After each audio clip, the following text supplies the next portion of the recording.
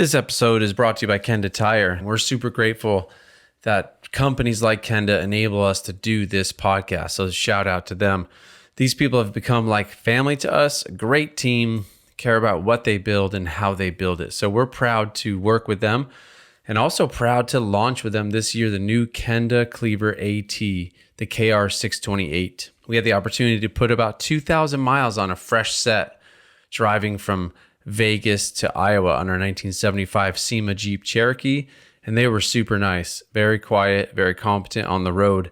And the Jeep has tons of power with the LSA that's in it, but these tires really put it to the ground well, performed wonderfully. So go check out Kenda Cleaver AT KR628. One thing that is often overlooked with your special car project or purchase is insurance. We get calls every single day really that are like, hey, now that I have my new Scout or my new Jeep or my new whatever, how am I going to insure it? Traditional insurance companies don't really know classic cars, and they don't really have the knowledge and history with covering them appropriately. So definitely do not overlook how and who is covering your vintage 4x4 or car. These things are our babies, and we got to take good care of them. And in the terrible possibility that something goes wrong with your car, whether it's just a ding repair or it gets stolen or whatever, you want to make sure you're properly covered. Hagerty is so easy to work with because they're car people. One of their driving principles is to save driving, and we got to support companies like that and a vision like that. They have full replacement, no hassle policies, and like just helpful with evaluations. And they really make it easy, affordable, and fun. There's other cool little perks that we'll talk about later, but they support things we do. They support car communities all around the country. So check out Hagerty for your insurance needs. Hey, everybody, welcome to the podcast. This week, special guest, Mike Austin, good friend of mine from Hemmings. Hemmings is one of the oldest, long-standing, most informed car classifieds and auction sites on top of just information and community building in our country. Been around since I think 1954. But this week we had a chance to sit down at Barrett-Jackson in Scottsdale. That was a lot of fun. And we get to talk about all things that are happening in the Hemmings world, explore Mike's unique car taste. He's got some cool stuff in his little fleet. And we talk about the secret to getting projects done. So listen in, check it out on all your favorite podcast listening things and also on YouTube. But yeah, enjoy the show.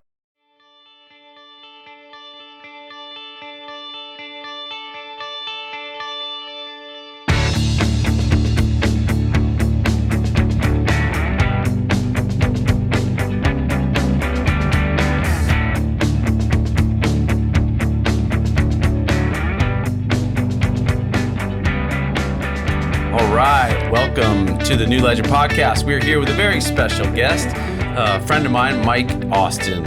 Hi. Mike, we met a couple of years ago, just kind of, I think, here in Scottsdale. We're actually not live, but we're at Barrett-Jackson. And we met a couple of years ago. And like when you have a car kindred spirit, you tend to just connect quickly. And Mike and I are we kind of geek out about the same kinds of cool cars. Yeah, and I mean, I was thinking about it because I'd fall off. You'd be like, "Come to a Terribles drive." And yes, that's right. I'd fall off, and then I'd text you 3 months out of the blue, and you reply right away, and I'm like, "All right, I got to put some more effort in here, keep this going." We literally just have tiny little exchanges, but every one of them is solid, and I feel like we're on the wavelength. So that's right. It's good to see so you. Mike is now with Hagerty. No. You used to work for Hagerty. Yeah. And now you're with Hemmings. Yeah, the other H. The other H.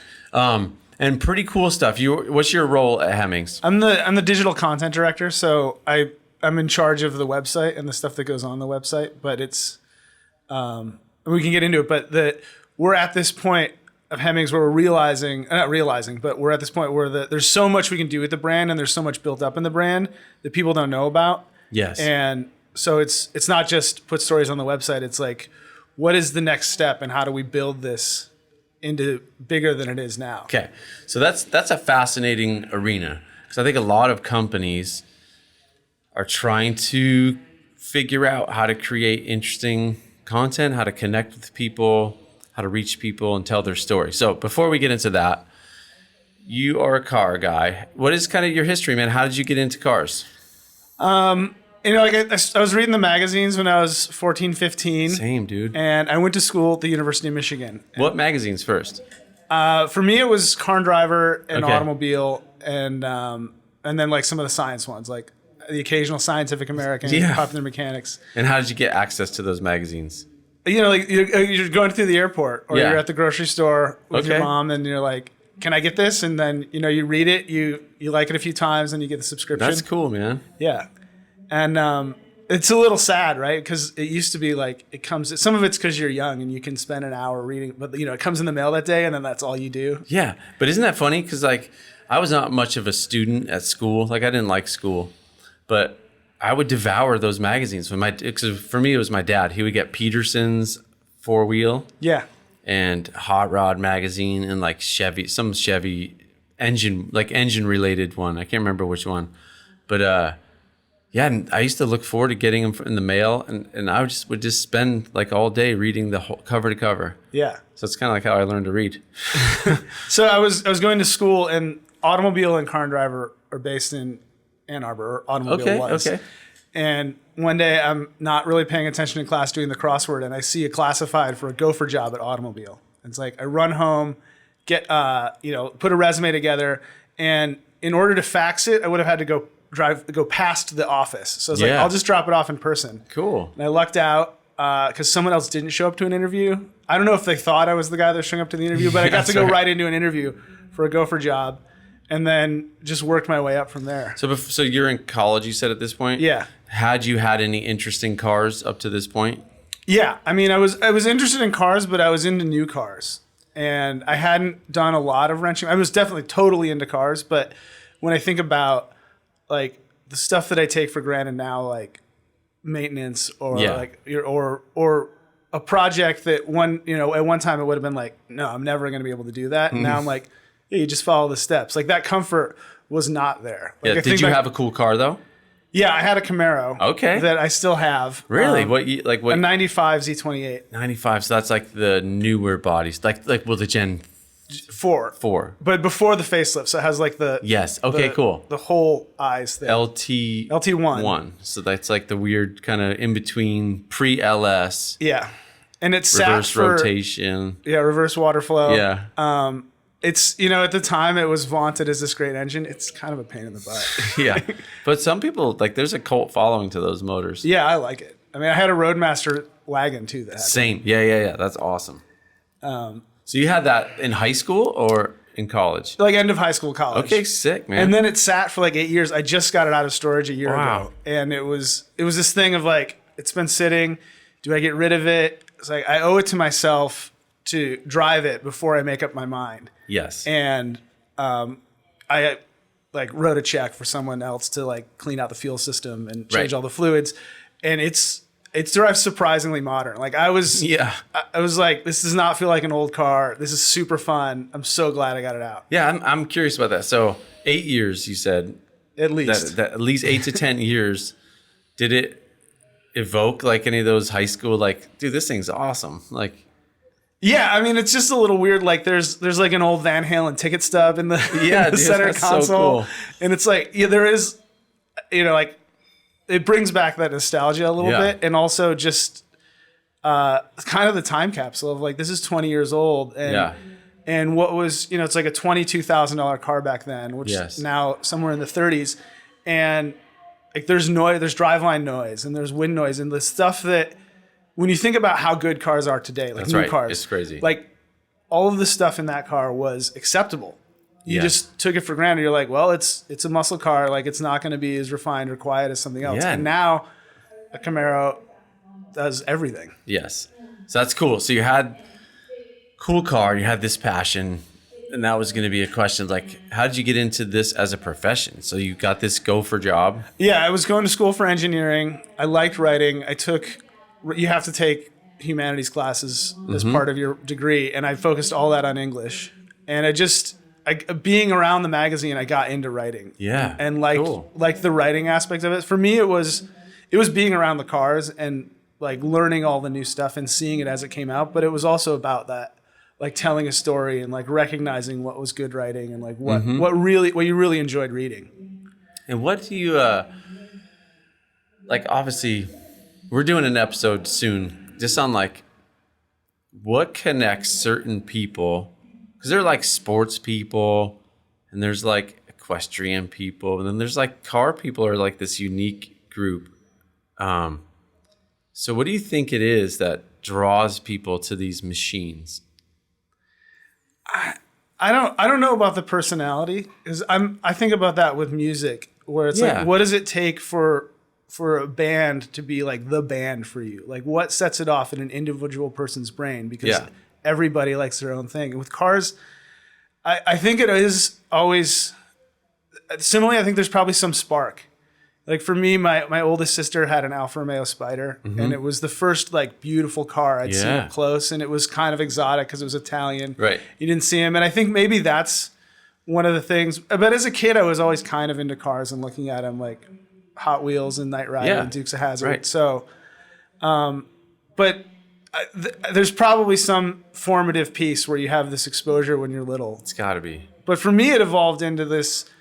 I was always into science and into technology, and so the like how it works was a big draw for me. And so, do you enjoy like the mechanicals, like working on stuff? Yeah, I do. I haven't done any body work, but I feel like I have no aptitude for it. But in the garage, like I have an Alpha now, and when I first got it had been sitting and I did a bunch of work, and I would go in there at like 8:00 and it'd be like 1:30 and my wife would be like, "Why aren't you asleep right now?" I'm like, "I just got one more thing to do." Yeah. I love that. Like that's a peaceful time for me to. It's very meditative. Yeah. It's like you're just present, and for like probably guys like us, you're constantly like getting those texts from me or just whatever. And so you're always kind of plugged in. And so getting in the garage, particularly late at night, is super meditative. You just have one thing to focus on, and you put everything into it. Yeah, I love it. So let's get into a little bit. We talked earlier, like you're with Hemmings now, and Hemmings is an interesting company because it's got such a like deep, rich heritage. Give us a little background on Hemmings as a company. So it started in 1954. As just a classified listing, and then the second owner bought it and moved it to Bennington, and that's where it's been since Bennington, Vermont. Okay, since the 70s, and it was still just a classified listing for a long time, but it was the only real catalog for old cars. If you were into that, when I was in junior high, dude, I used to, and not just cars too, but parts. Like anybody that had parts would have an ad in there. I remember that. And then around 2000, they started adding the editorial section to Hemmings. And there's also a magazine called Special Interest Autos. Okay. And so it's evolved today to this. There's 3 magazines. There's Classic Car, Muscle Machines, and then Hemmings Motor News. Okay. But even though it's been the marketplace for a long time and it's only had the editorial piece for a while, there's still this huge depth of knowledge. Yes. Like coming up on 20 years of. And they have all of this archive material. So when they do a buyer's guide, they're like pulling it from, old original sources, and they're plugged into all the experts. So that's the thing about it is it's this brand that's always been about cars, and it's always been about like enjoying them and preserving them and taking part in them. And I think the trick now is letting people know we still exist, and it's not just like your grandpa's old, piece of manila classifieds. Right. And that's what's so fascinating to me is like, because again, any company, I don't care what it is, but particularly one that's been able to, because they had such a strong presence in that old paradigm, if you will, which is still relevant, right? But like everyone knows, like magazines are like newspapers are struggling, print media in general is struggling. So I'm sure there's the question of how do we reach a new generation? How do we digitize this? Do we? So kind of talk a little bit about that stuff. Yeah. So up till now, I mean, there's been a web presence and there's been people in charge of the website, but it was always kind of like this accessory to it, that it was focused primarily on the magazines and primarily on the print. And we have online classifieds, which before I worked there, I didn't look that often. Now I look at it all the time, and there's a ton of cool stuff in there. Like, again, like if you're familiar with Hemmings and you think that it's this certain, whatever, muscle cars or pre-war ancient cars, it's not. I mean, it is that, but it's also, there's a ton of British cars. There's a bunch of, 2000s and 80s and 90s cars. Yeah, cool. And are they categorized pretty well, or you have to? Yeah, I mean, you can search by make, model, year, and price, and all that stuff. But so part of it is we are already there, but we haven't really done a huge job of pushing it, and then putting the editorial content out there as part of it. So the good part is we're building from a place that's probably we have catch up to do. We're behind. We don't have a ton of video right now, for instance. But Mike Musto from House of Muscle just joined our team. Oh, cool. He's going to head that up. So that'll be sweet. So it's but at the same time, it lets us build, because we're starting at kind of a ground zero point. It lets us build in we can use the whole staff to help, push things digitally, instead of saying we're going to have a print staff and a web staff and they act separate. So it's like taking all the expertise and all the great people we already have and just getting them more exposure to new people. Right. And you're in the digital content space. So what do you think about, there's a thing in the overlanding world called and it's not positive, but it's you're content camping. So kind of creating false realities, and it's prevalent amongst all different genres, not just in the automotive world, but van life, just some of the overlanding stuff, some of the car, I don't know, like false realities kind of for that. What do you think about the concept of, or what's the dangers, or have you seen that?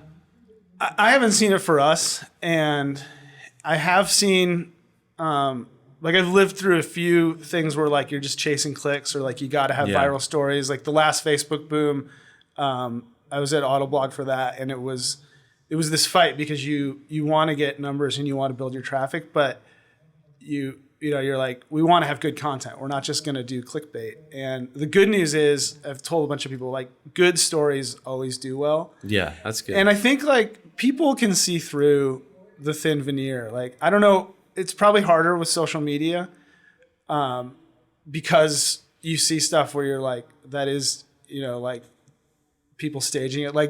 How people rent out a jet on the tarmac so they can take a picture they're on a private jet. That's right. So I don't know if it's harder on social media. The thing I kind of struggle with in my head is I've made this conscious effort to be more present, and that means putting the phone down. And I've always kind of tried to just soak in the moment, right? I'm bad at taking photos when I travel because I'm if I take this photo, I have to stop and think about the photo. And so that's the trick of even here at Barrett-Jackson, it's we're here around all these cars. How do I stop and take a photo?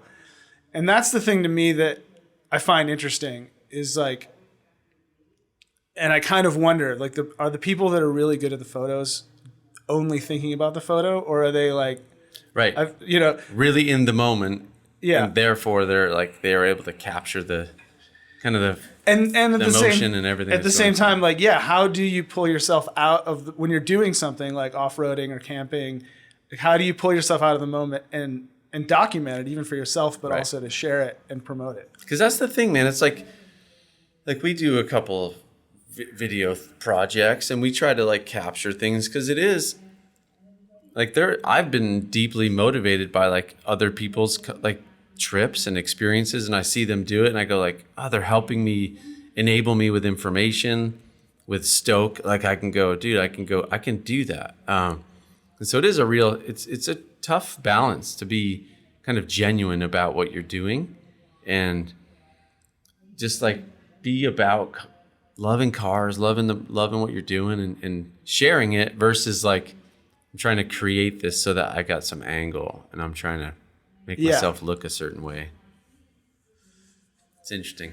So You've also, I got a couple other things I want to talk about with just your take on kind of what's cool, what kind of cars are you into. But you were mentioning earlier, something I always love talking about is getting a little more mobile. So you live in Michigan. I live in Michigan. Tough winters. Yeah. I mean, it's gray. It's not necessarily hard, but it's right. It's either if it's cold enough to be snowy, it's freezing cold, and if it's not, it's like mud and gray everywhere. Yeah. So, you were talking just briefly about like So thinking about getting on the road a little more. The headquarters is in Bennington. I'm based in Michigan, and that's another part of sort of the evolution of Hemmings to plug that a little more is like there's this recognition of like the heart of it is Vermont, and like that's where the history is, and that's where it will always be. But also there's value in having people in other locations, right? Because we don't just want to talk about here's a car, here's a build. We want to talk about like here's like this is a hobby and this is a way to experience things, and we want to right. Especially on the website, I want to promote more, and we're having talks about that overall too. It's like I want to promote more of going out and doing things, and like. Here's this guide, here's inspiration for it. Yeah. But going back to me, so I work in Michigan, and essentially though, anywhere I can be at the desk, right. To get my work done, is fine. So I've been thinking about, what if we spend 2-3 months on the road, just go places and experience it. And you're married, right? Yeah. Married, and I have a 19-month-old. Okay. So that's the other thing, we have this little window before we get into school where we have like a lot of freedom of. So how are you tackling that? Take us into the thought process. I've gone through like endless loops in my head because it's like, this is hilarious. I don't think we're going to go right into like living in a trailer. Yeah. It's like maybe go down and visit my parents in Florida or visit my in-laws or, go to Maine or like go to places where we know. Yep. Versus camp a little bit. And it really comes down to like, what's the use case? Like, what are we doing? Do we need a place that we're going to drive to a campsite and set up? Or do we need somewhere that's going to be a really nice road trip car and, have the ability to sleep in it if we need to? Right. I go in these endless loops. And actually this started with a Toyota Hiace on Craigslist, which is this Japanese van. And a bunch of them have like good sleeper conversions. Okay. And I was just like, oh, this thing is so cool. Like, how cool would this be? Like, we could just go, and if we want to spend the night in it, we can spend the night in it. My wife was less enthused. Yeah, of course. But, and she's a trooper, but she has limited patience for, like, weird Japanese stuff. Yeah. And also making the point that, like, you can buy this 25-year-old thing, or you could buy a newer van. Right. But I've kind of come around, right now where I am, is first of all we need to test the water. So like go on a camper van or some sort of camping vacation and see how we like it. But so how would you do that? Rent something? Yeah, we would rent something. Okay. The plan is like Sportsmobile or Peace Van. Killer. One of the places that rents those. Yeah. But in my head, the idea is a small camper van like a Metris, and you can put a pop top on them. Right. And you can put the European version has rails that run the whole length of the floor. Okay. So you can pop those on, and then that opens you up to like modular stuff that people already make. Cool. So you could go to an upfitter and you could outfit it into like a weekender version, or you could just like. Would you say a Metris? Yeah, Metris. What is that? It's a Mercedes. It's the Mercedes-Benz small van. So it's bigger than a Transit Connect. Okay. But smaller than a Sprinter. Or a full Transit. Okay. And it fits in my garage. People are doing build outs on those things. Yeah, they do. They do like there's a lot of pop tops. There's a full like camper with a stove and a fridge. Really? Cool. And then there's a weekender that's just the chairs and desk. So in my head, that's like, here's this thing that fits in the garage. It can serve as a second car, as a backup. You can start small. Like you don't need to go all in and buy the whole kit right away. Like you don't need to go buy a Sportsmobile and then go, wait, maybe we don't like this. And it tows a decent amount. So if it turns out the solution is small trailer and the camper, you can do that. Love that. But it's still, like I said, I'm still not quite sure how we want to do it or what we want to do. But it's such an exciting aspiration, dude. I love it. And my wife and I are in the same boat. Like we're just thinking like, and for us, a little different. Our youngest, we have 4 kids. Our youngest is 15. He'll be 15 this year. And so we're kind of going like, almost empty nesters. And so like sky's the limit. Yeah. But that's a fun, it's almost like planning out a build for a car, but thinking through, like, I love what you said about end use. How are we going to get there? Do we want a camper? I like the idea of flexibility. Like, hey, we can start in the van. Right. Be comfortable. You got to think about the baby. Like, where's the baby going to sleep? And I've seen people do like cool hammocks and different things. And if you're going to, if you need to get out, right? If you're like, this isn't working, or like either, I don't like it, or changing life, or I want a different setup. How do you, like, what's the exit plan too? Right. Because again, like, you could pour a bunch of money into a custom. I would never do it. I've learned enough as a first timer. You don't go in and buy the best gear right away. Right. Have you heard of the Whole Earth catalog? It's this old book from the 70s, and it was like this co-op in Northern California, and they made this book, and it was just like, it's called Access to Tools, and it's like, it's the old Amazon, really. Yeah, it's like all kinds of topics, like anything, but also a lot of self-reliance, like building stuff for your own. And there's this passage in the front that I think they stole from Popular Photography, but it's along the lines of like, if you want to try something, like buy the cheapest tool. If you use it every day, buy something nicer. If you wear it out, buy the best one. Yes. It's like you cannot buy quality. You can only grow into it. Okay. I love that. And that's kind of that I use that as a reminder anytime I'm getting into something new. It's like, you don't need to start huge. You don't need, even with a car, you don't need a custom build. Like, dude, totally. Get something you like driving first. As a matter of fact, I was just talking to my friend Stuart about this. I think so many guys go wrong because I think it's like a male thing. Men tend to like just jump in head first and go like, I want this car. But so then it's like, I'm going to tear it all apart and just go nuts. Like, before I ever drove it for the first time as it was, to see if I like it. Or like, I'm going to get into off-roading. So I built a rock buggy. It's like, I don't even know if I don't even know how to drive. So I like that. That's a great philosophy.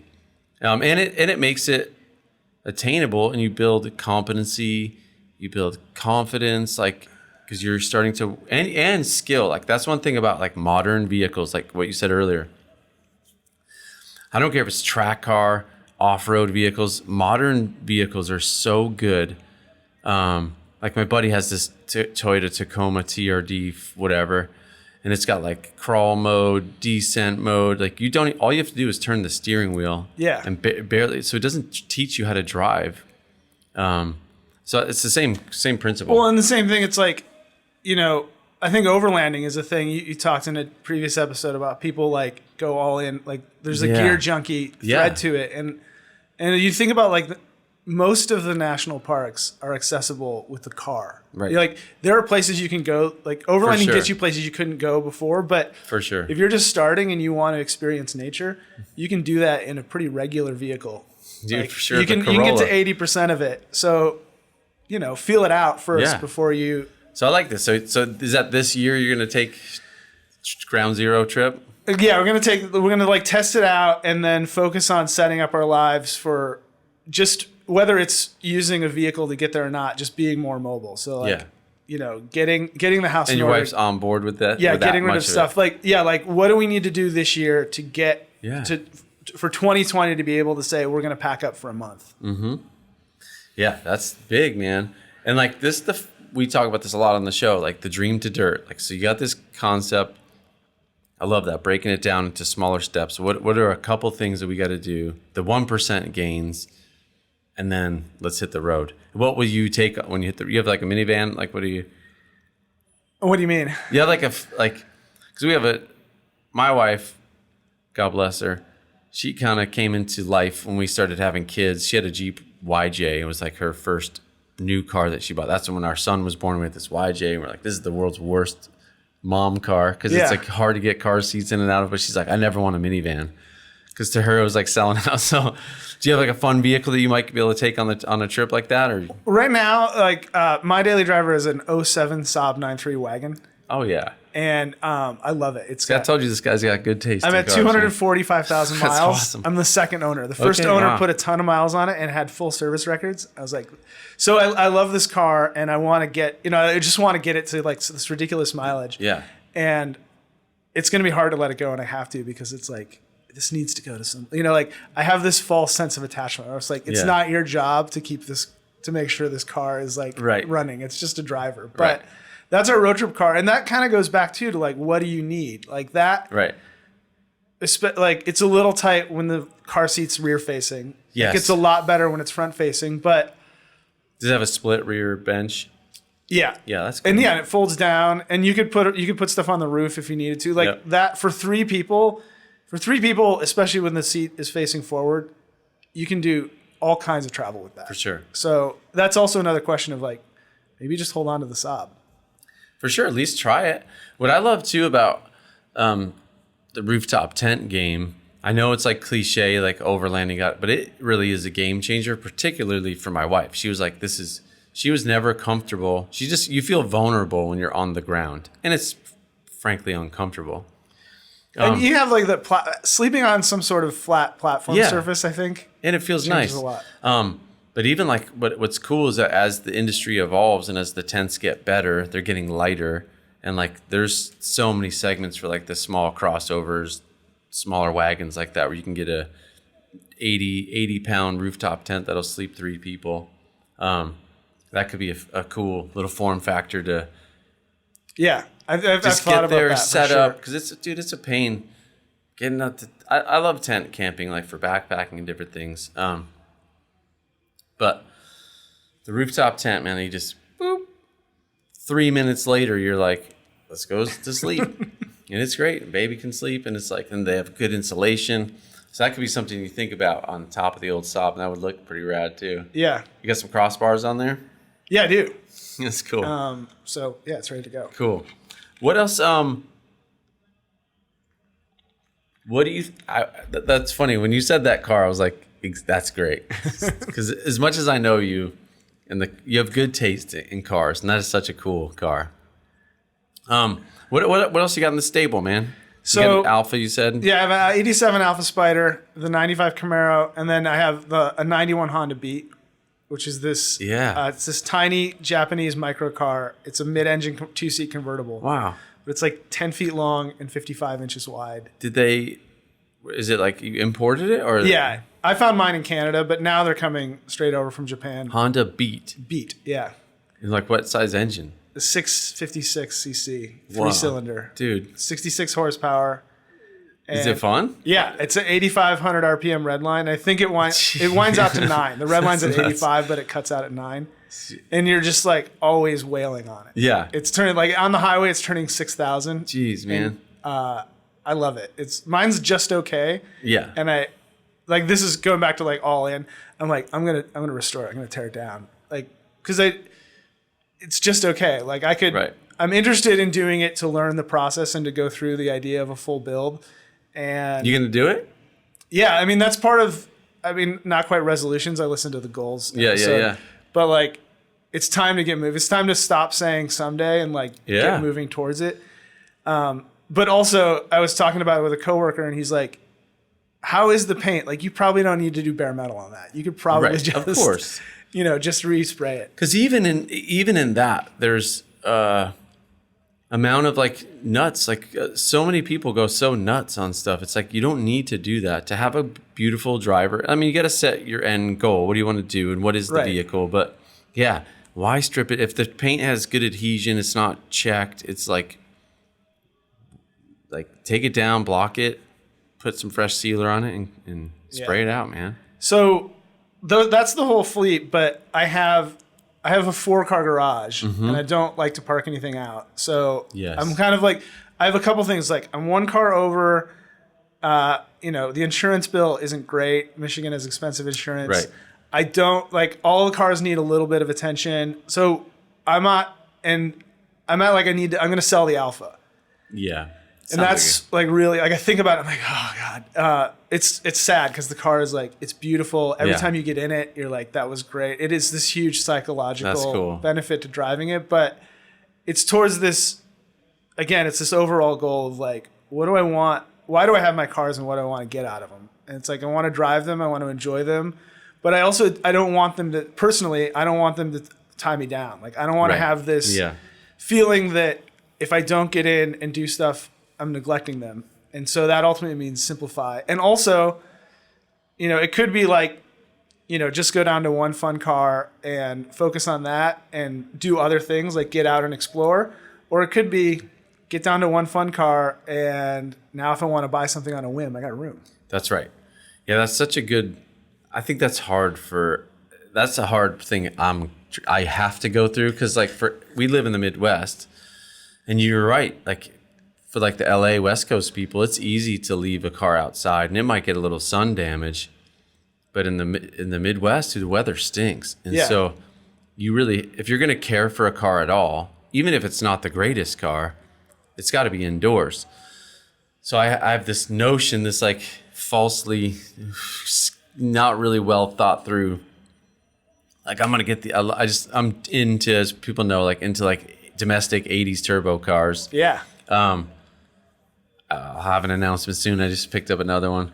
So made a deal on another one, which I'm really excited about. But so I have these cars and it's like, I have to rent a warehouse space that's climate controlled to some extent, barely climate controlled. But so it's like, I have these cars and to my wife, I'm like, hey, the good thing is they're appreciating. But it's like, but I'm paying $800 a month rent to just keep these cars, that the rent is appreciating faster than the cars are. So I think I'm gonna offload a couple as well.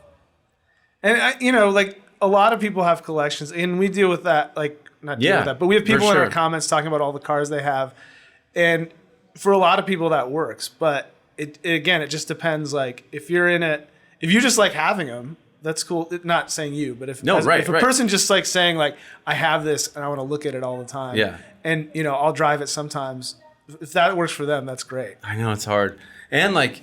For me, the thing and it sounds like you're similar, it's always gnawing at you, like when you're in tune with your cars, because we have small enough collections that like you can still be in tune with them. And when you look at it, you go, oh, I know my Probe GT needs a thermostat, the AC is not working, like the cruise control is not working.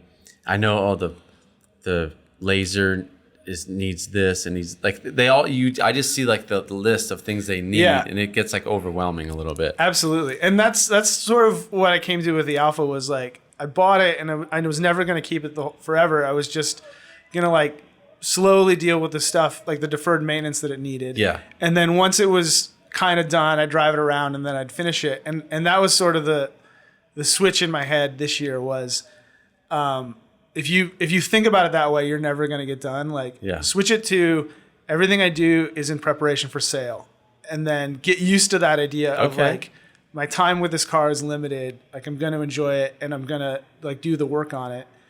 And part of that too is I'm going to do an experiment to write about in Hemmings. The goal when I get back from this trip is I'm going to work on it 30 minutes at a time because I don't have a lot of time to get in the garage lately. So this idea is if you do 30 minutes or 40 minutes a day for 30 days, how much do you get done? I love that. And just chip away at it and then tell that story. And it goes it goes back to like the overall goal. I am going to plug Hemmings a little bit. But for sure, dude. Yeah. The overall goal is like is getting to this place of no matter what you do, just love it and enjoy it and experience it. So it's like we certainly cover alphas and we certainly talk about alphas, but it's probably not core to what most of our readers are into. For sure. But, writing something about here's how to make it easier to get in the garage or here's how to get more stuff done and showing by example. Yeah, saying that's like, awesome. We tried this. And like really quick on the Hemmings front. So let's just talk about that a little bit. What's on the horizon? What are some of the things you're trying to connect with? I mean, just that idea right there is genius in my opinion. I think that's motivating for guys to go, yeah, this dude's doing it. I can do it. And like, here's some strategies that are going to help me form habits that make it possible. I like that 30 minutes a day for 30 days just to see what happens. It'd probably be transformational. Well, and it came out of this conversation where our editor-in-chief, Terry McGean, was saying someone he knows was like, 20 minutes is the perfect time to like work on a car. Like you're not going to get frustrated. You're not going to like push through something and like break it. You're just going to go in and you're going to do like two things. And then it's just hard to stay organized a little bit. For me, it's hard to have that itch of like, I just want to get to the next, like this thing's not going to take that long. And this next thing's not going to take that long. But, so The big thing we have is back in August, we launched auctions. Yes. So we have an online auction site. We have a whole auction team. So what does that take from the seller perspective?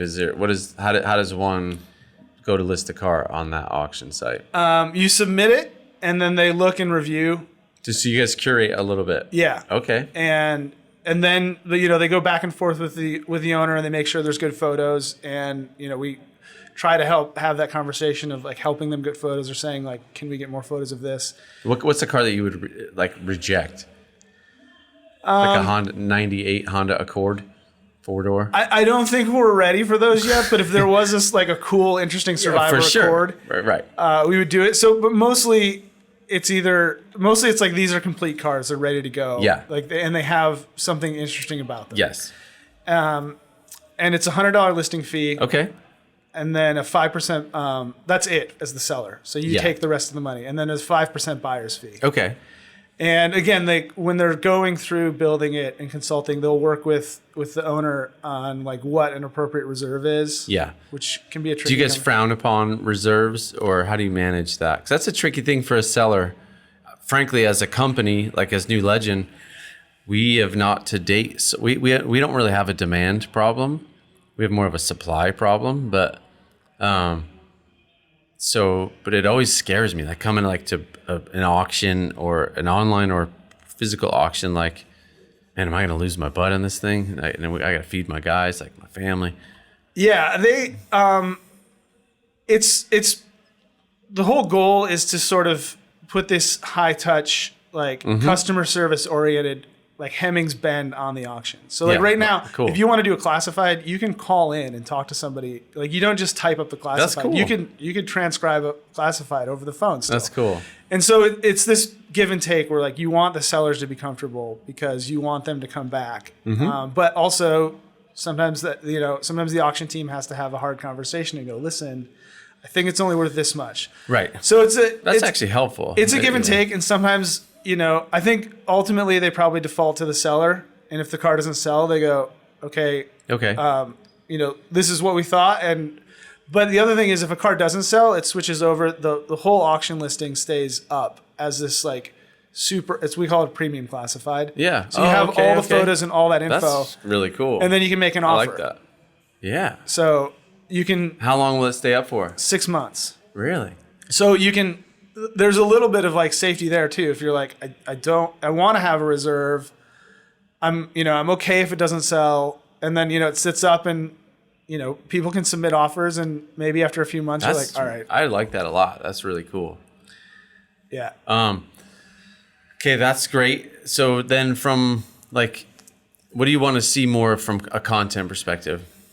It's tricky because they're making 3 magazines. We're putting stuff out on the website. There's always more. It's the internet. There's always more things to write about than you can do. But ultimately, it's branching out into new areas. Like 4x4s and trucks are huge. Yeah. We should be writing more about 4x4s and trucks for sure. But again, doing it the right way, not just saying like, hey, here's something about trucks. Like making sure we either do the homework or we bring someone on who knows the subject matter deeply. But doing more stuff in general. And then also for me, I think it's a big piece of again, like making it more about the experiences, like getting behind the wheel, saying what it's like to drive a car or going somewhere in the car, like giving people this spark, sort of like selling anything you read or watch. Right. You're seeing this version of it. Like, like off-roading, the people that have a New Legend 44 are like a small percentage of the people in the industry. For sure. But it's inspiring. It might make somebody go out and buy a Jeep or buy a $1,500 Scout. Yeah. And just do stuff. So the idea is like set that inspiration and, speak to you're already speaking to the core audience, but, keep them along and say, and love this. We're still giving you the information that you crave. But for that person that sees an auction on TV and it, like sees a cool car and then looks up that cool car, it's not just, there is a bit of like, here's all this information on a car or here's a bunch of DIY on how to fix it. But it's also like, we went somewhere and like we did this and set that template to say, it's not just about here is something of value or like of beauty. It's here's something that enables you to go experience things. I love that. And it's hard to distill that into like a singular idea of like, here's the kind of story we're doing. Right. But that's the mindset that I have, and I think we're moving towards. I love that, dude. I think that's gonna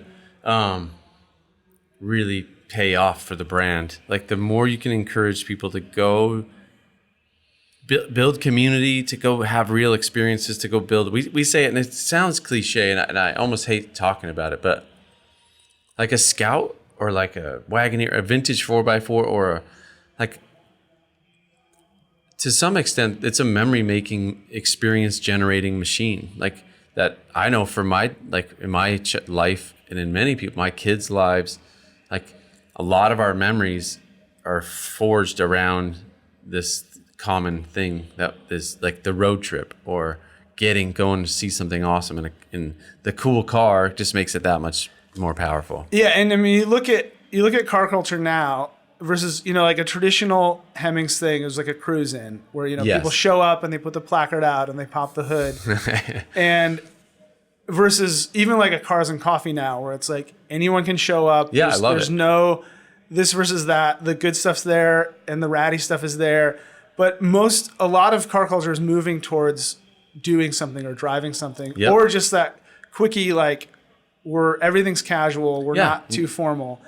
And I think if you recognize that, that's where you need to go with the way you talk about it too. Yes, I love that. What do you think of Radwood? You're gonna. I love Radwood. Have you been? I took 2 cars to Detroit Radwood. I Dude, took the awesome. Alpha and the Beat. And if I had a driver, I would have taken the Camaro. Well, too. let's keep in touch because I want to go. It's like on my 2020 list, and there was one in June, I think. I was looking on they the have, site. I want to say 10 shows a year. Okay. And the cool thing about Radwood is they have Radwood royalty, so you can, and that's curated. You can submit and say, I want to be in the special parking space. Everything else is as you drive in. So Cool. like at the Detroit one, there's a Dodge Dakota that's so rust, like it had rust on the A-pillars. It's like a very Midwestern thing of Yeah. like rust everywhere. And it's flanked behind it and to the side are 2 Ferraris. No way. And like where else in the world are you going to Yeah. see like a And it's beat- specifically just to inform people. Radwood is like 80s, 80s 90s. 80s and 90s. And then they're also, I did not know this, Bradley, one of the co-founders, was telling me if it's period correct, so if you have like a 80s modified 90s car, Yes. so if it was modified in the 80s and untouched and sort of stands of like, here's what a custom car looked like. Yeah. It's not from the 80s, but Right. you know, a custom car built in the 80s, that gets into. Okay, I like that because there definitely was I'm surprised to see like some trucks here that like still have like the big fat chrome roll bar, like the KC lights, Yeah. like the Fall Guy kind of vibe a truck. Well, cool, man. That's so good to catch up with you. Love your unique car taste. Keep that up. Keep bringing that. And I'm excited to see just what you guys do with Hemmings and kind of how you keep growing cool stuff and keeping people fueling car dreams, man. Yeah, I mean, it's the one thing you've talked about it before is this idea of, you know, whether you're driving a 10-year-old Saab, a 13-year-old Saab like me, or you have a full classic, Yep. like pre-war, That's whatever right. it is. To me, the future of Hemmings and the way we're going to move forward is sort of breaking, like, there is no more tribalism. Yes. Oh, thank you. Which isn't to say we're going to, you know, we still got to cover the stuff Of that course. we're Yeah, experts on and that our readers want right. to see. But, you know, somebody overlanding in a brand new Sprinter, like that's just as virtuous as somebody driving on the Great Race. That they're going out and Totally. experiencing things, and that's what I think we need to capture. And that's going to pay off too. That's such a good note. And like, I'm so grateful. We talked a little bit about surfing. Mike's actually surfed on the Great Lakes, which is, I'm jealous. You've tried to. I mean, yeah, I identify as a surfer, but I am no good. But that's awesome. I mean, that's sort of the thing about being a kook, though, is like the kook's the guy that's always having the most fun. That's right. I So, love that. And I think that ethos in car culture is good too.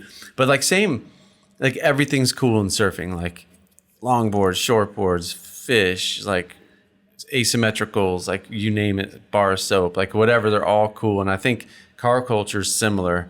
So I'm grateful for the time that we get to be a part of this hobby. That like, I mean, if you look here, there's such diversity in the cars. Yeah, and all these things, like Barrett-Jackson is huge, right? It's like once the parking lots fill up, you have to get on a shuttle just to get in. There's this huge crowd, and there's all these cars, and I think that's overwhelming to some people, or they see it and they're turned off. But it's like SEMA. It's like, here's this huge giant thing, completely centered on love of cars. Yes, and it's not everything. It's not the only thing in car culture, but it's amazing. It's great. Cool. So thanks again for joining us on the show, man. Thanks for setting this up. And super thanks to Mike for getting me in, because I had like the podcast gear. We decided to do it, and I don't have a media badge. So I was like, they're like at the gate, you can't get in here, man. So you rescued me. Well, thanks to the Barrett team for and thanks to Barrett team. It's a great event. I do encourage you to do a couple things. Check out Hemmings, man. Check out the website. It's super cool. Yeah. I was actually pretty impressed a few months ago. I just checked it out because I it's not a part of my routine, but now I'm going to check out the classifieds, check out the content, look up Mike, these articles and just different things. I do want to encourage you, man. Follow through with that 30 minutes a day for 30 days. Yeah. And like, we'll share a link like somehow, and because I'm fascinated by that. I'm going to do it. Man, also on your road trip, I want to see you. All right, and I mean, I really do have to join a Terribles trip this year. Yes, dude, we got some epic ones planned. Okay, great. So anyway, thanks for listening. Mike, thanks for being here. We'll see you guys next time.